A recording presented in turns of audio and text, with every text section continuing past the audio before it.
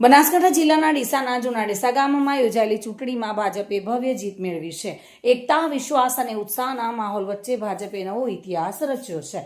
બનાસકાંઠા જિલ્લાના ડીસાના જૂના ડીસા ગામમાં યોજાયેલી ચૂંટણીમાં જિલ્લા પંચાયતના ભાજપના વિજય આંચલબેન યશકુમાર બ્રહ્મભટ્ટ અને તાલુકા પંચાયતના ઉમેદવાર સંજયભાઈ બાબુભાઈ પઢિયાર તેમજ શારદાબેન રમેશભાઈ અનાવાડિયા વિજય બન્યા છે.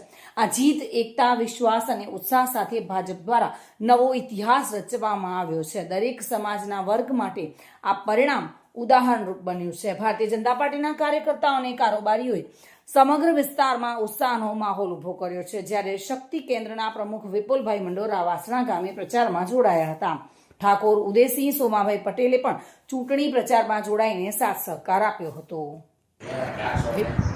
સ્થાનિક સ્વરાજની ચૂંટણીમાં તાલુકા પંચાયત જૂના ડીસા 2 નો ભવ્ય વિજય મળેલ છે, જે બદલ જૂના ડીસા તેમજ વાસણાના તમામ મતદાર ભાઈઓ તેમજ ગ્રામજનો, વડીલો તમામનો હૃદયપૂર્વક આભાર વ્યક્ત કરું છું. જે આ વખતે ઇલેક્શનમાં પરિસ્થિતિ હતી એ પ્રમાણે અમારા ગામમાં ભૂમિ એકતાના ભાઈચારા માટે પ્રખ્યાત એવા જૂના ડીસા ગામે બધાએ ખભોથી ખભો મિલાવી અને એકજૂટ થઈ અને વોટિંગ કરાવેલ છે. જે તબક્કે તમામ જૂના ડીસાના તમામ નાગરિકોનો ખૂબ ખૂબ આભાર વ્યક્ત કરું છું.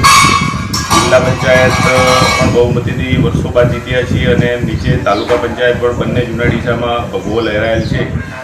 જે લગભગ ઇતિહાસમાં પહેલી ઘટના હશે કે જિલ્લા પંચાયત અને તાલુકા પંચાયતના બંને ઉમેદવારો જે જૂના ડીસાના જ હોય અને જૂના ડીસા આખા ગામમાં એકદમ સુખ, શાંતિ અને માહોલ એકદમ સારો માહોલ છે, જે એક એકતાનું પ્રતીક સમાન છે.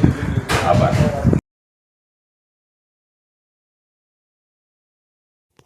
વિપુલ મંડોરા સાથે bureau report, today Gujarati news.